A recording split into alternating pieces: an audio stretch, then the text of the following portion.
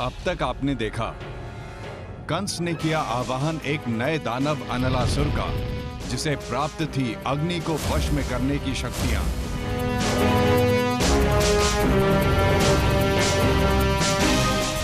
वहीं राधा ने किया कान्हा को पाठ पढ़ाने का प्रबंध। देखती हूँ अब कैसे मटकी फोड़ के माखन और दूध चुराता है। परंतु उनके प्रयत्न हुए विफल।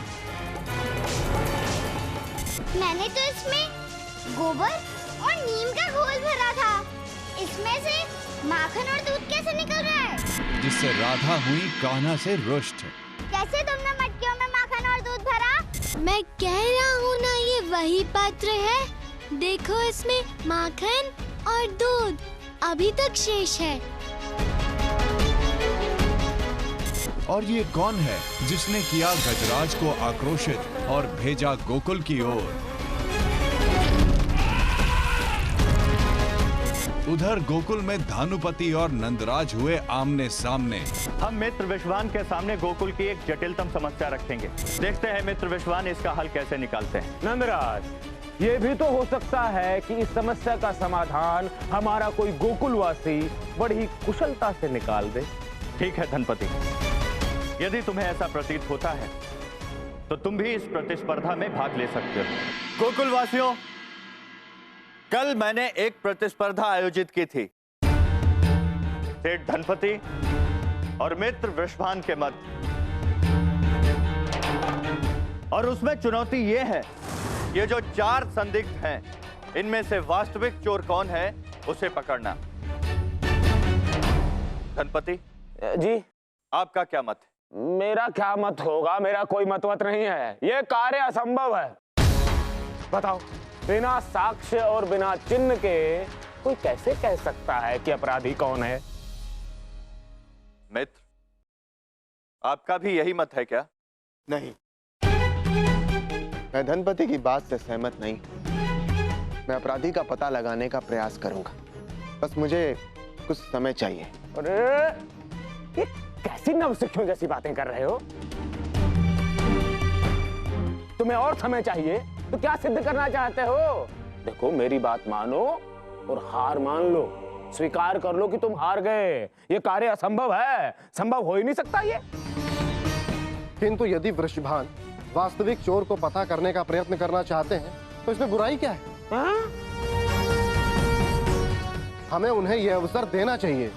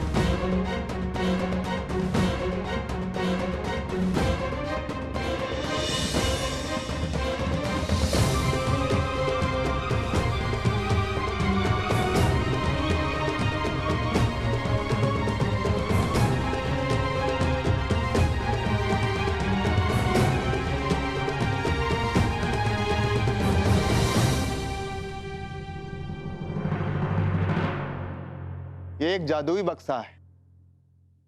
अब आप चारों को बारी बारी से आकर इस बक्से में अपना हाथ डालना होगा। इसके अंदर स्थित वस्तु को छूकर 3 बार ओम नमः शिवाय का ऊंचे स्वर में जाप करना होगा। उसके पश्चात अपने हाथ को बाहर निकालकर पुनः हाथ जोड़ के 3 बार ओम नमः शिवाय का धीमे स्वर में जाप करना होगा।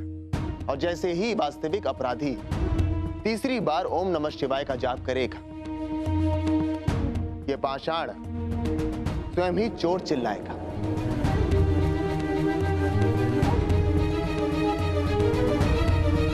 मैं जानता हूं कि आप सभी लोग आश्चर्यचकित हो गए होंगे, किंतु ये विधि कारगर है, चोर को पकड़ने में सहायक है। यह बक्सा और इसके अंदर रखा पाषाण अभिमंत्रित है। यह मुझे मेरे गुरुदेव ने अभिमंत्रित करके दिया है। जो हिमालय पर रहते हैं और जो महादेव के बहुत बड़े भक्त हैं। और जब ये बक्सा अपना कार्य सिद्ध करके दिखाएगा, आप सभी को इसका भान हो जाएगा।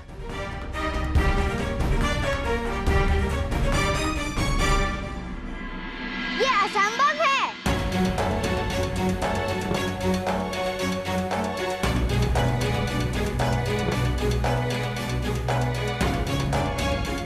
छी, ये तो गोबर है। ये सब क्या हो रहा है राधा? मुझे कुछ भी समझ में नहीं आ रहा है। इस वाले में तो दूध है। विश्वास नहीं हो रहा ना? ठहरो, मैं दिखाता हूँ। बस बहुत हो गया, अब हमें कुछ नहीं देखना। माखन चोर तुम हो ही, और अब छल भी कर रहे हो। मुझे तुमसे कोई बात नहीं करनी।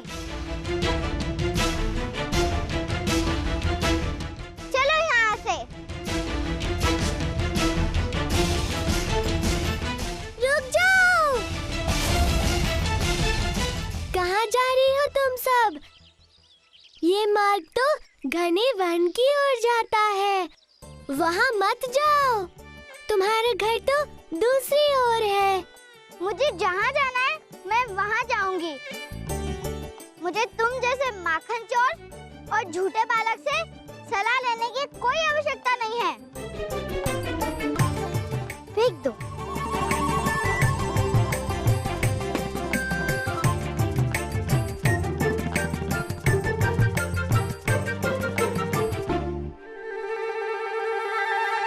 तो आइए, आप चारों एक एक करके इस बक्से में अपना हाथ डालिए। आइए।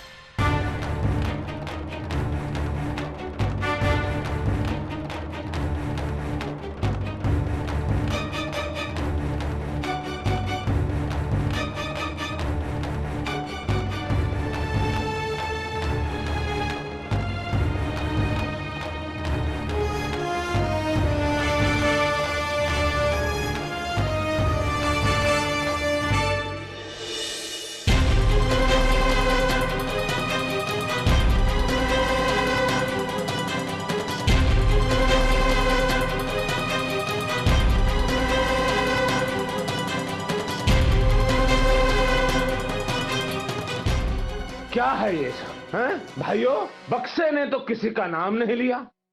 नंदराज, इस व्यक्ति पे भरोसा कर रहे थे तुम, इससे उम्मीद लगाए बैठे थे। झूठा है ये, और इसका जादुई बक्सा भी झूठा है। ये बक्सा झूठा नहीं, हाँ, इसने चोर का नाम नहीं पुकारा, परंतु इसने चोर को पहचान अवश्य लिया है।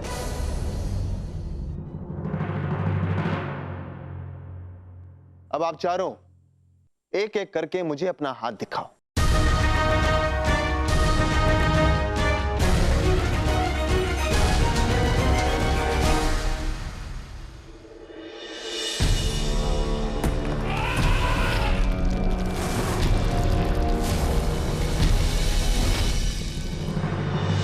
क्या तुमने सुना?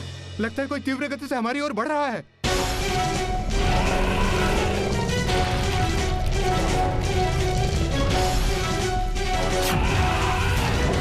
ये तो किसी विशाल गज के चिंगारने की ध्वनि है।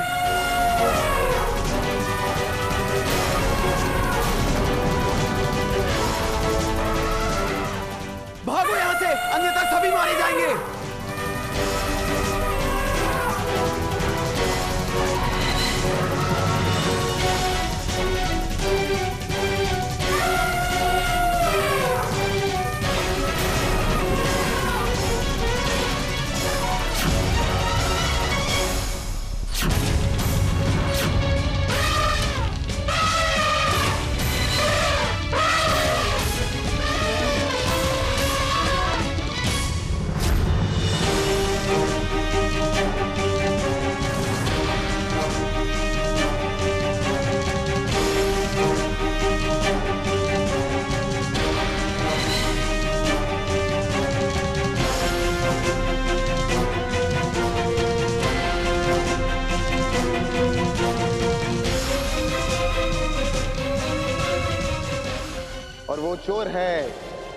ये।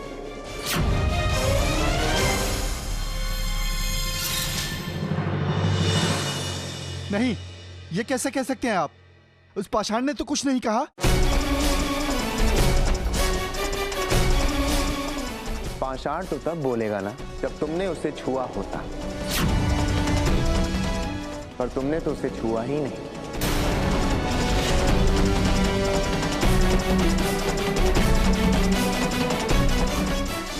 पर ये आप कैसे कह सकते हैं? हामिद, ये तुम कैसे कह सकते हो कि उसने पाषाण नहीं छुआ?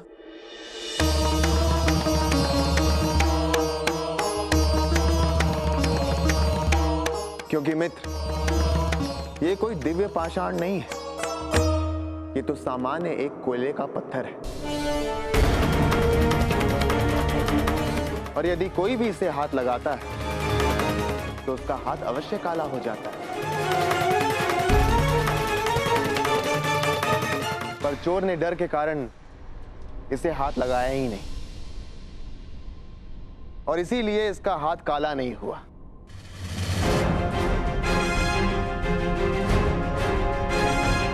और चोर पकड़ा गया।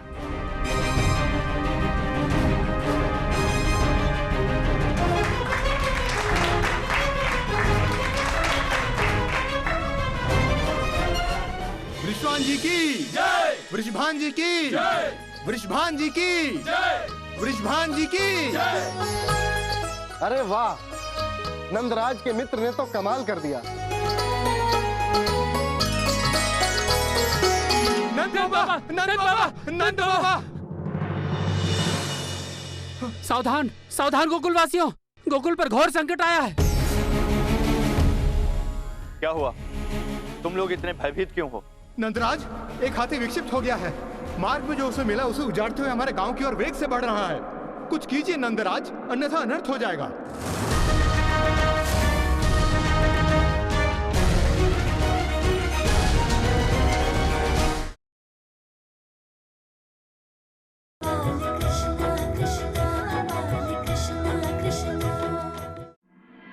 ये देखिए गुरुदेव, ये गोकुल से लगकर घना वन, ये पर्वत और ये यमुना नदी।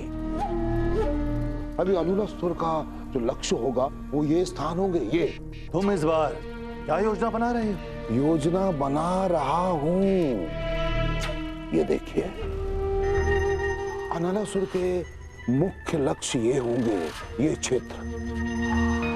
वो अपने अग्नि के प्रयोग से इन क्षेत्रों को भस्म कर देगा।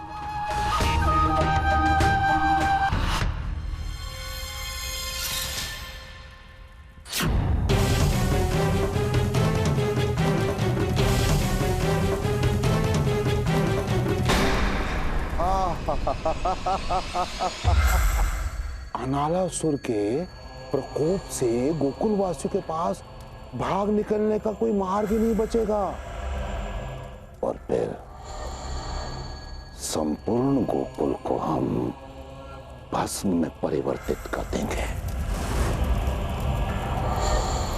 महाराज, महाराज, अभी अभी एक सूचना प्राप्त हुई है महाराज। गोकुल के जंगल में एक पागल गज ने आक्रमण कर दिया है महाराज, आतंक मचा दिया है। और महाराज अपने समक्ष आने वाली हर चीज को नष्ट कर रहा है वो। नष्ट। शांति मिली हृदय को। गोकुलवासियों पर आक्रमण करने का इससे सुनहरा अवसर हमें नहीं मिलेगा। जो अग्नि से बचेगा वो गज से मारा जाएगा, और जो गज से बचेगा उसे अग्नि भस्म कर देगी। संपूर्ण गोकुल भस्म हो जाएगा।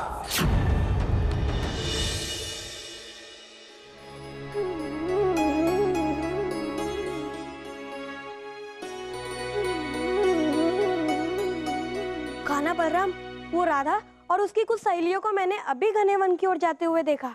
क्या? किंतु वन का वो क्षेत्र सुरक्षित नहीं है।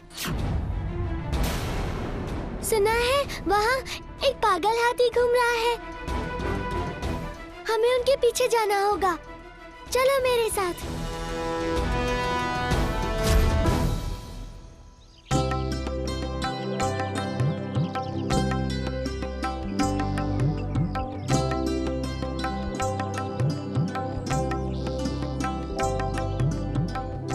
क्या राधा, तुम अभी भी उसी विषय में सोच रही हो?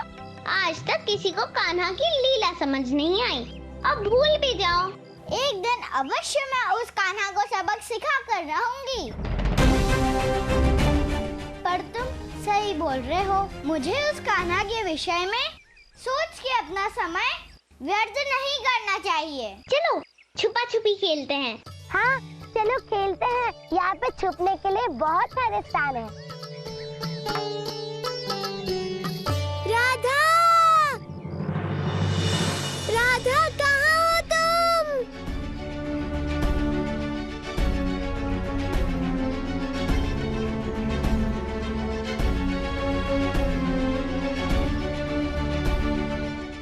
कहाँ हो तुम लोग?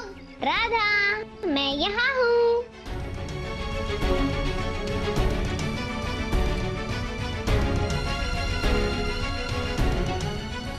राधा, कहाँ हो तुम?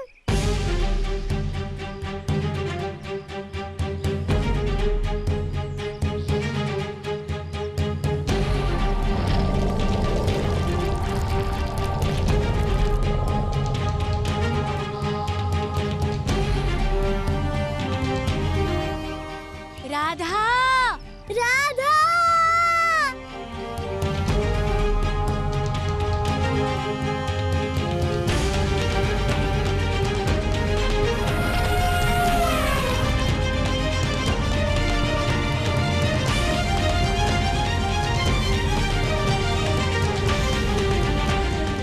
वो रही राधा।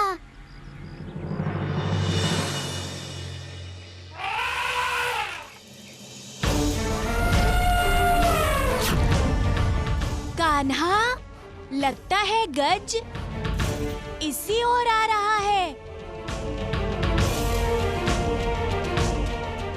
सोच क्या रहे हो कान्हा? चलो हम स्वयं उस गज को रोकेंगे।